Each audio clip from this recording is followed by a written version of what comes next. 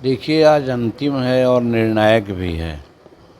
हम लोग को जो जानकारी है, हम लोग बहुमत से बहुत आगे बढ़ चुके हैं और लगता है कि ये चरण में जिस प्रकार से बातें हो रही है, निश्चित रूप में 400 से पार जाएगा। 406 रहे, 410 रहे, ये आंकड़ा हम लोग छुएंगे, ऐसा हमको प्रतीत होता है।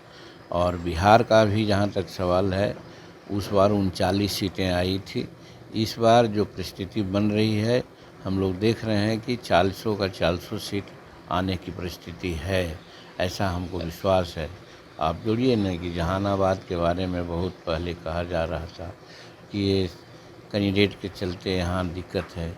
कल ही हम यहाँ आते आते खैरा बस्ती है गए थे, एक जन्मदिन का मामला था, तो देखने के लिए गए थे। वहाँ पर 500 घर शेड्यूल कास्ट का टोला है, खैरा डी और खैरा टाँड़ ऐसा है। तो दोनों जगह के लोग आए थे।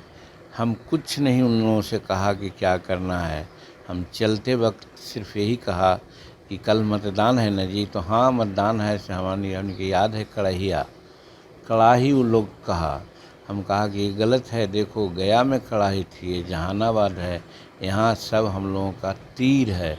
तो ये तीर है यहाँ तो आप लोग सब कड़ाही में देना चाहते थे, तो जो कड़ाही में देना चाहते थे वो सब तीर में दीजिए। तो इससे साबित होता है कि शेड्यूल कास्ट लगता है कि 100% यहाँ आज एनडीए के पक्ष में वोट कर रहा है। भूमिहार समाज के लोग में थोड़ी सी कलह तक के बातें थी, आज भी हो सकता है, लेकिन वो डिवाइडेड हो गए हैं। 4 भाग में भूमिहार का वोट बटेगा। एक अरुण बाबू हैं और 2 और हैं, तो 3 भाग उन्हें हो गया और एक जदयू का हुआ।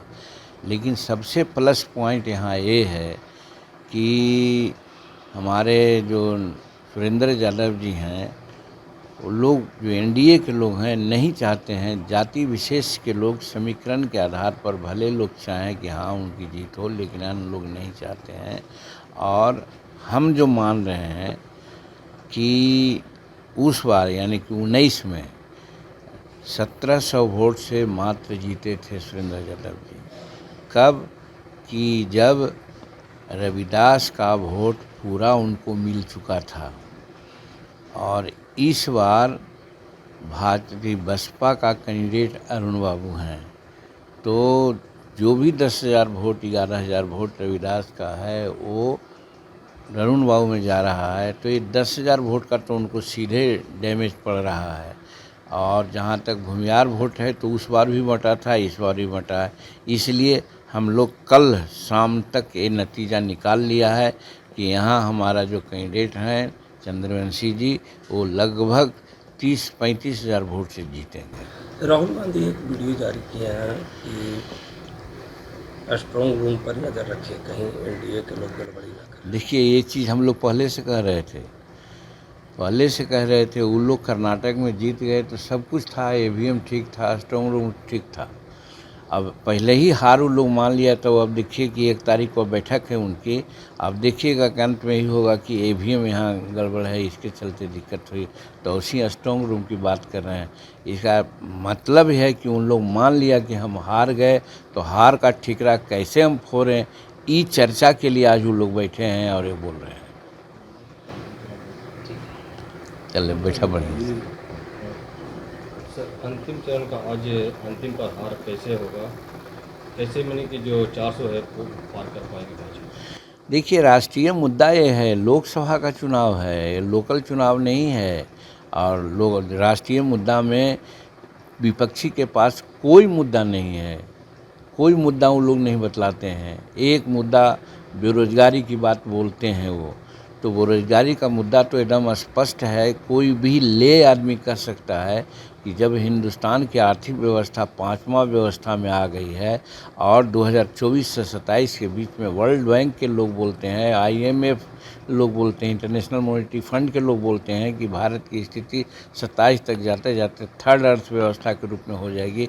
तो थर्ड अर्थव्यवस्था का मतलब है कि हर इंडिविजुअल का कि जो नेशनल एनुअल इनकम है वो बढ़ेगा, तो बेरोजगारी अपने आप दूर हो जाएगी, ये है। और रही बात राष्ट्रीय मुद्दा का, तो राष्ट्रीय मुद्दा तो आप चाहे POK को सामने लाने की बात हो, चाहे स्पेस में चंद्रयान को भेजने की बात हो, या फिर G20 की बैठक में सदारत करने की बात हो, या लोकप्रियता का जहाँ तक सवाल है, संसार का सबसे लोकप्रिय प्रधानमंत्री के रूप में माने जा रहे हैं नरेंद्र मोदी जी, तो उनके पास कौन फेस है?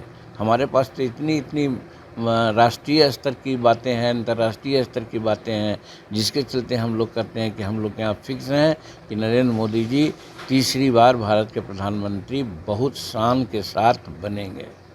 सर एक सवाल और है कि शहबाज सरकार के वकील की दलील है कि POK जो है POK वो विदेशी इलाका है, 4 दिन से पहले इस पर अब हलचल चालू हो गई है। देखिए, आज नहीं ना है ये बात, आप होम मिनिस्टर की बातें आप विभिन्न सभाओं में आप सुने होंगे, आज नहीं 1 महीना पहले से ये बात चल रही है। और जिस दिन टारगेट फिक्स हुआ है कि 400 सीट हमको लेना है, उसका मतलब ही यही था। और है राष्ट्रीय मुद्दा, हम नहीं बतला रहे हैं, वो करीब 5-6 ऐसे मुद्दा हैं जिसको लेना है और जिसको करना है। उसके लिए हमको कंफर्टेबल मेजॉरिटी से काम नहीं चलेगा, हमको ओवरवेलमिंग मेजॉरिटी से काम चलेगा। ओवरवेलमिंग मेजॉरिटी 400 से पार होने पर ही होगा।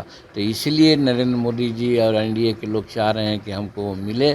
तो ये POK का मामला आज की मामला नहीं है जो कह रहे हैं कि हलचल शुरू हो गया है, ये पहले से बातें चल रही है। और रही बात, वहाँ के लोग असंतुष्ट हैं, वहाँ के लोग चाहते हैं कि भारत में हम लोग मिलें। भारत वो जिस प्रकार पाकिस्तान में आर्थिक और महंगाई और बेरोजगारी और लॉ एंड ऑर्डर का मामला है, सब वहाँ से उब चुके हैं।